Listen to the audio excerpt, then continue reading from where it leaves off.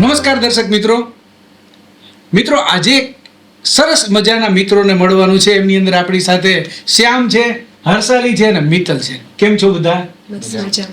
તમે મને કહેશો કે વિશ્વ પુસ્તક દિવસ ક્યારે ઉજવવામાં આવે છે? 23 એપ્રિલ. વાહ, સરસ.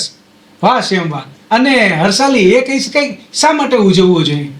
અચ્છા મિત્તલ, તું કે શા માટે પુસ્તક દિવસ ઉજવવું જોઈએ? કેમ કે જે વિશ્વનું આખું જ્ઞાન છે પુસ્તકોમાં સમાયેલું છે. તો આખું જે પણ જ્ઞાન છે નોંધાયેલું છે બુકમાં. તો હર વર્ષે પુસ્તક દિવસ એટલા માટે ઉજવવામાં આવે છે કે બધાને જે બુકનું ઇમ્પોર્ટન્સ છે એ ખબર પડે.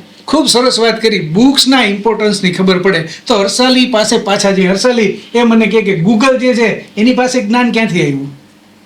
એક માનવીય જ ગૂગલને પણ એ પ્રોમ્પ્ટ આપેલું છે કે જે માહિતી છે એની પાસે હતી એ ગૂગલને આપેલી. Okay.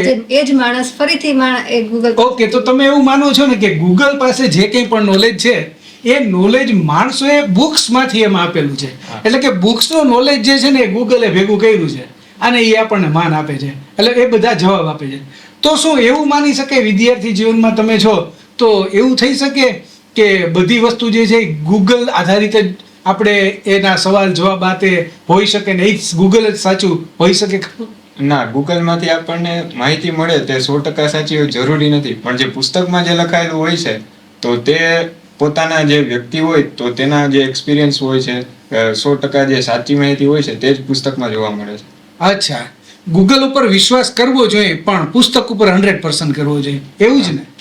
બહુ સરસ વાત કરી. તો ખાસ આપણે જે વાત કરીએ કૃષિ યુનિવર્સિટી હોય, તમે કૃષિ યુનિવર્સિટીના વિદ્યાર્થીઓ છો, તો તમારી કૃષિ યુનિવર્સિટીમાં આવી કેવી સુવિધાઓ છે? અમારી યુનિવર્સિટીમાં એક વિશાળ સેન્ટ્રલ લાઇબ્રેરી છે કે જેમાં આપણી યુનિવર્સિટીના કેમ્પસના કોલેજીસ સિવાયના જે ખાપટના કોલેજ છે, અમરેલી મોટા ભંડારિયાની કોલેજ છે, તેના વિદ્યાર્થીઓ અને આ ઉપરાંત બહારના લોકો પણ આપણી લાઇબ્રેરીનો લુફ્ત ઉઠાવી શકે છે. બહુ સરસ મજાની વાત કરી કે ભાઈ તમે પુસ્તકો જે છે એ લાઇબ્રેરીમાં આવીને વાંચી શકો.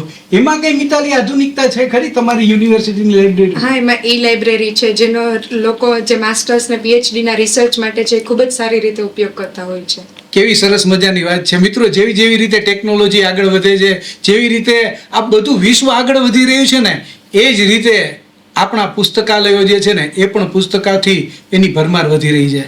અને હા, મેં એવું પણ કંઈક સાંભળ્યું છે કે તમારા જે વૈજ્ઞાનિકો હોય છે એ પણ કંઈક થીસીસો અને પુસ્તકો બનાવતા હોય છે. એ તો નવું વધારાનું જ્ઞાન થયું ને? તો એ પણ એમાં હશે. શું વાત છે મિત્રો. તો તમે લોકો આ વાત સાંભળો છો તો તમને અમારી વાત ગમી હશે, બરોબર ને? એમને ગમવી જોઈએ ને?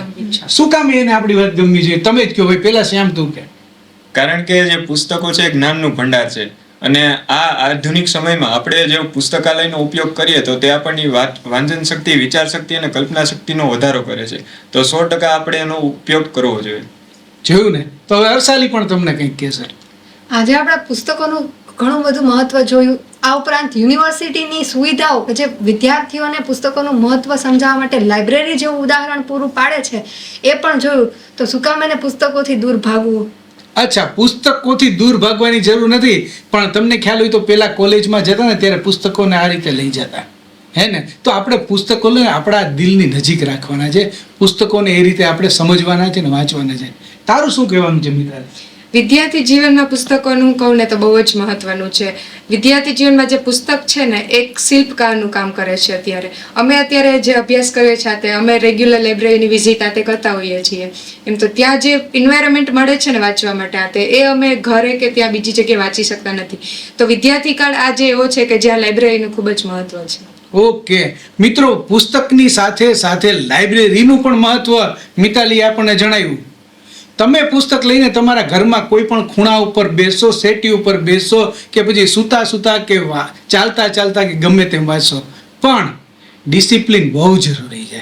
ખરી વાત ને? હવે તમે મને કહો, વાંચન માટે ડિસિપ્લિન કેવું જોઈએ? કોણ કહેશે? વાંચન માટે ડિસિપ્લિન ખૂબ જ જરૂરી છે.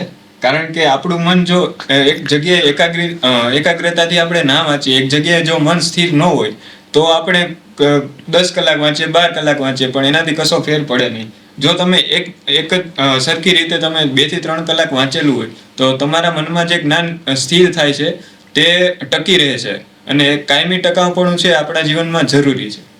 બહુ સરસ વાત કરી. મિત્રો, તમે આ વાત સાંભળો છો ને, આ લોકો તો વિદ્યાર્થીઓ છે, એ હજુ પોતે લાઈફમાં તૈયાર થાય છે. કોઈ પણ એક વિષય એમણે પસંદ કર્યો છે અને એમાં એ આગળ વધે છે. એ આપણું આવનારું ભવિષ્ય છે. એમણે જે વિષય પસંદ કર્યો હશે એ વિષયની અંદર એ માહેર પુસ્તકોને હિસાબે થશે. પણ આપમાંથી ઘણા લોકો એવા પણ છે કે જે માત્ર સામાજિક જીવન જ જીવે છે. તો એમના માટે પણ પુસ્તક ખૂબ જ જરૂરી છે. એ પછી તમે નોવેલ વાંચો, એટલે કે નવલકથા વાંચો, કોઈ કાવ્ય વાંચો કે કોઈ પણ ગ્રંથ વાંચો, પણ કંઈક વાંચો જરૂર. આવું તો આપણા જીવનમાં બહુ જરૂરી હોય. ત્યારે અમે ચારેય આજે 23મી એપ્રિલે જ્યારે વર્લ્ડ બુક છે ત્યારે અમે ત્રણેય તમને એક સાથે કહેશું કે ચાલો સાથે મળીને આપણે પુસ્તક વાંચીએ. તો ચાલો આજે આપણે સંકલ્પ કરીએ કે પ્રત્યેક માસે એક પુસ્તક અવશ્ય વાંચીશું.